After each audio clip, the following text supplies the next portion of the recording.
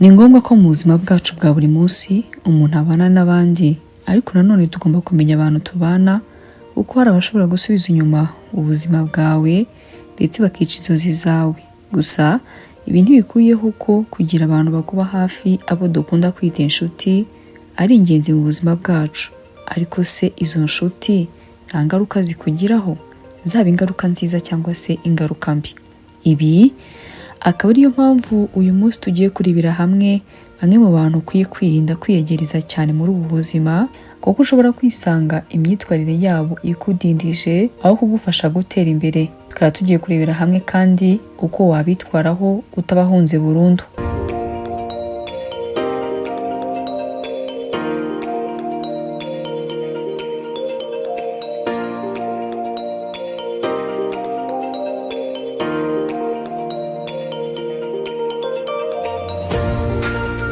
Umuntu wa mbere ugomba kwirinda ni umuntu uganya. Mu buzima bwacu nk'abantu hari igihe tugeramo tukumva twihebye kubera impamvu zitandukanye runaka.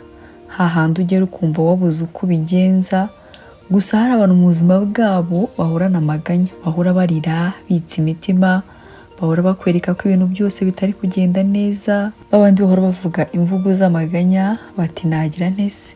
Ubuzima nibwo Imana yanyandikiye nyine nta kundi. Aba bantu bahorana impamvu, ibibazo bakayibyaza ibindi, kandi burya guhorana amaganya siko gushaka ibisubizo ufite uyu munsi. Umuntu nk'uyu ahora agaruka ku bintu bitari kugenda neza mu buzima bwe ndetse akijujutira ubuzima abayemo. Uyu muntu kandi ahora akwereka ko isi ari umuruho gusa, nta cyiza kihaba ku isi. Akaba ari wa muntu ushobora gukorera n'ikintu cyiza n'ubundi bwacya ukumva kiri kuganya.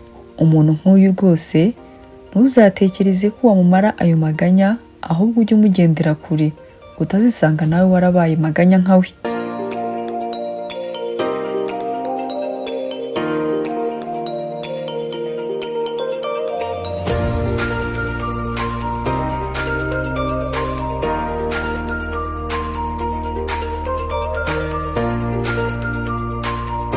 Umuntu wa kabiri ni umuntu usanga ahora anenga ibintu byose ukora, ubwo dushobora kwita ba rucantege. Uyu muntu anenga ibitekerezo byawe cyane, ahubwo agashaka kwereka ko hari ukundi we azi wabigenza. Umuntu nk'uyu usanga n'ibintu abandi bagushimaho wabinegura, wenda baba wambaye nk'umwenda abandi bakubwiye ko uberewe, wambaye neza, wagera imbere ye ati noneho wambaye ibiki ko bitakuberera.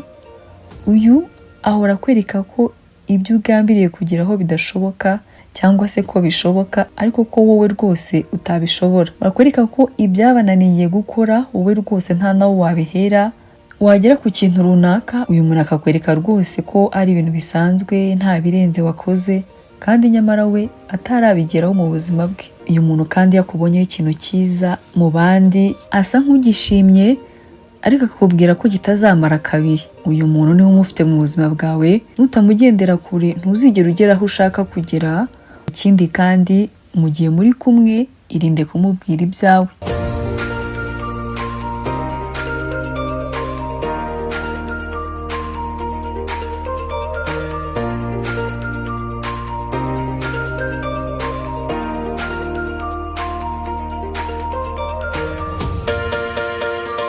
Umuntu wa gatatu ukwiye kugendera kure muri ubu buzima ni umuntu usanga bashaka kuvuga ku muntu wese abonye ndetse no ku kantu kose, babandi dukunda kwita abanyamagambo. Uyu muntu kandi usanga yita cyane ku bintu bitamureba. Umuntu nk'uyu iyo umwiyegereje cyane ushiduka waratangiye kuba nkawe, kuko umunsi ku munsi uko akuzanira amagambo nawe wisanga watangiye kujya uvuga cyane utuntu twose ubonye. Wa muntu wari ukubwira ko agufitiye inkuru, mwahura ugasanga ari kuvuga abandi. Uyu muntu rero ukwiye kumwitondera cyane, kuko uko akubwira amagambo ku bandi ari nako agera muri ba bandi nawe akakuvuga.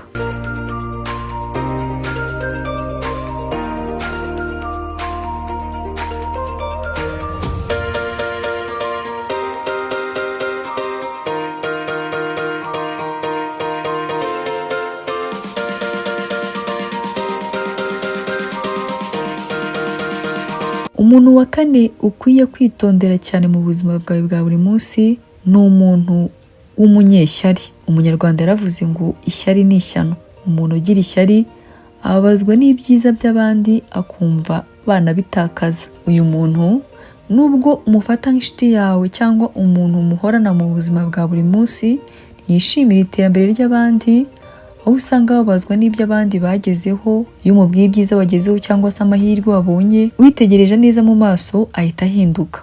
Rimwe na rimwe akwereka ko atabyumvishe cyangwa se agahita yisetsa akwereka ko abyishimiye, ariko mu buryo bugaragara ko atari ukuri. Iyo uzi kwitegereza uyu muntu uramubona. Uyu muntu w'umunyeshyari iyo amenye ko hari icyiza wagezeho, usanga afite amagambo y'urucantege. Rimwe na rimwe ati aha n'ubundi ni hahandi, cyangwa se ati aha abandi se. Umuntu nk'uyu uzamwitondere umugendere kure, kuko nta kintu ushobora gukora ngo kimunezeze.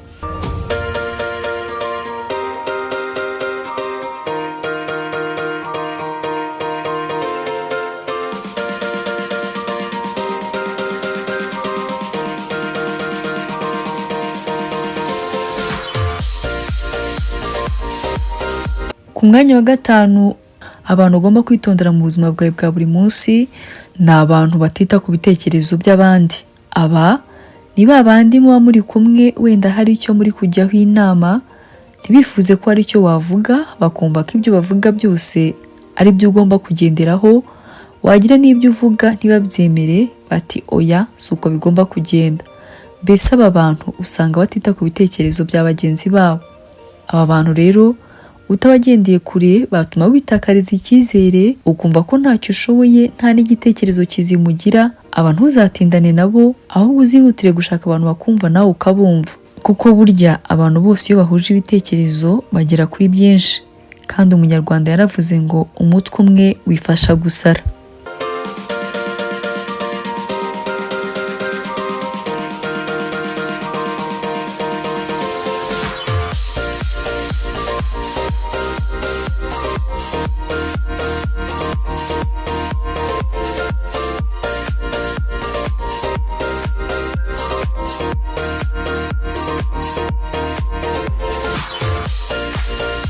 Ku mwanya wa 6 ari nawo wa nyuma, aba ni abantu usanga bagukunda umeze neza. Urugero, ufite amafaranga, wakena ntumenya aho abo bantu banyuze, abo nakita babakunda ukize.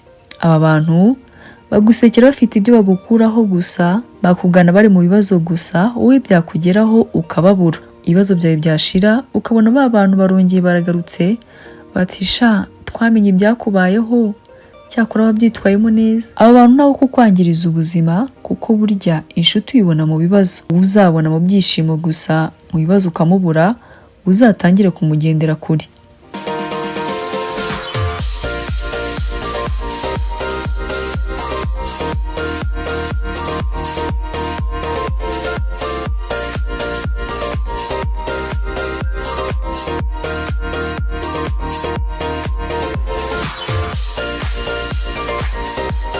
Abantu bose ni abantu tubana umunsi ku munsi, niyo mpamvu nakubwira ngo uzabange burundu. Ibyiza ni ukubaha umwanya muke mu buzima bwawe, kuko numuha umwanya munini ushobora kwisanga wabaye nkawe cyangwa se yakwangirije ubuzima. Haranira kumarana igihe n'abantu bazagufasha kugera ku ntego zawe, bashobora kugira icyo bakugezaho nawe ukagira icyo ubagezaho.